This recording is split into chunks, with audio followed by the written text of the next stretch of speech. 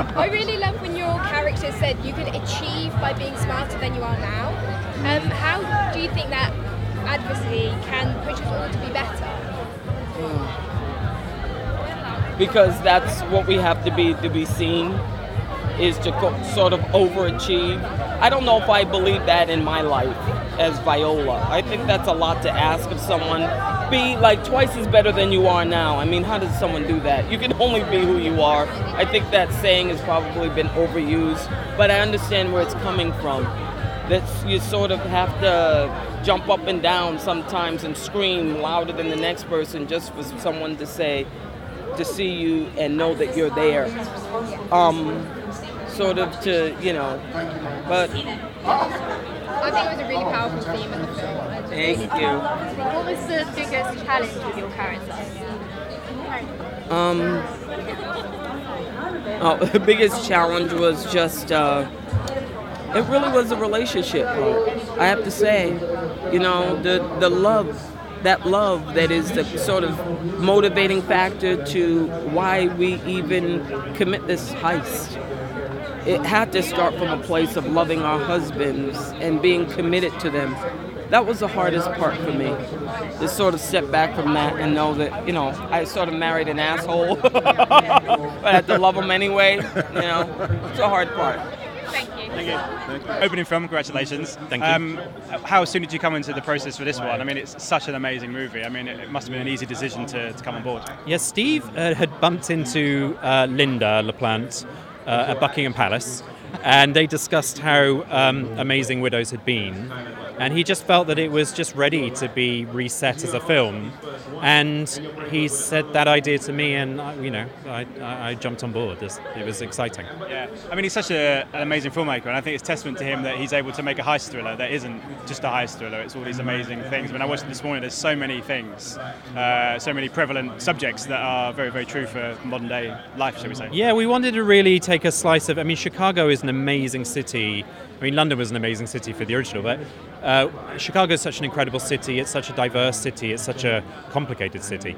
And so to be able to set the film there, it just brought up all of the kind of issues and stories and lives that Steve wanted to tackle. Yeah, and also I guess a testament to him is he's assembled an amazing cast, which is just an incredible array of actors. I mean, it must be pinching yourself every day to think, my goodness, it's Viola Davis, and then the next day is Robert Duvall, and then Liam Neeson, and all these other amazing people. It did start to suddenly feel slightly ridiculous. That in terms of generationally as well, people coming into their career, people who are established. It was a real treat as a producer actually being a part of that casting process, because it was a dream. Yeah, I can imagine. And then, I mean, from the movie, obviously people think it's a heist movie, but it's much more, as we've said. I mean, what are you hoping audiences kind of take away from the movie when they see it? Well, I hope they really enjoy themselves, and I hope they're surprised by some of the twists and turns.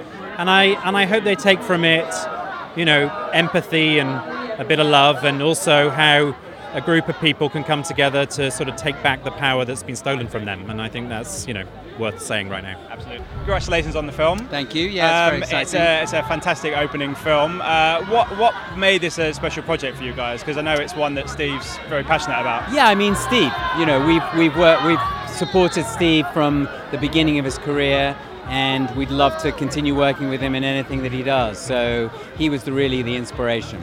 In terms of putting this one together, obviously I know Fox are a thing, but where did you guys come into that? Were you there from the beginning? Film4, absolutely, from the beginning, and we're very appreciative of both Steve and Fox that that Film4 remained part of the overall filmmaking equation.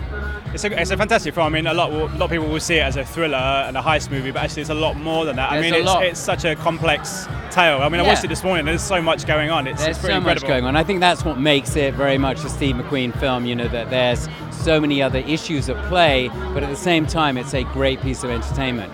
Also, I mean, it's a great film as itself, but then when you add this amazing cast on top, I mean, when I was watching it this morning, it was just a who's who of amazing people, from Viola down to Liam, and then people like Robert Duvall, which is just incredible. Yeah, no, it's sort of got, it's kind of got this, mixed.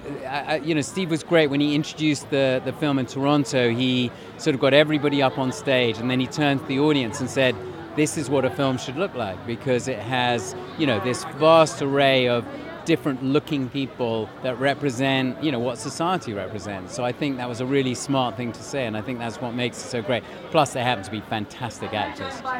You had a strong year last year with 3 Billboards and everything else. This year, Widows. You also got The Favourite, which people are looking forward to. I mean, it's another strong year from you guys. It's great. You know, I mean, the festival, this sort of festival circuit has really been wonderful for us. As you say, The Favourite opened New York, Widows opening here.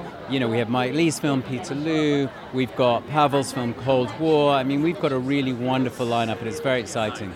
And are you hopeful that this one kind of isn't just a success, but transcends into Oscars and stuff like that, or do you guys not really think about that just yet? I mean, yeah, you can't. I mean, I would be lying if I didn't think about it. But ultimately, we want it to be successful commercially, and then anything else is kind of icing on the top. Yeah, absolutely. I knew that Steve was making this film. It would have been the first film on our list for this year. I mean, for so many reasons. Steve's a London filmmaker.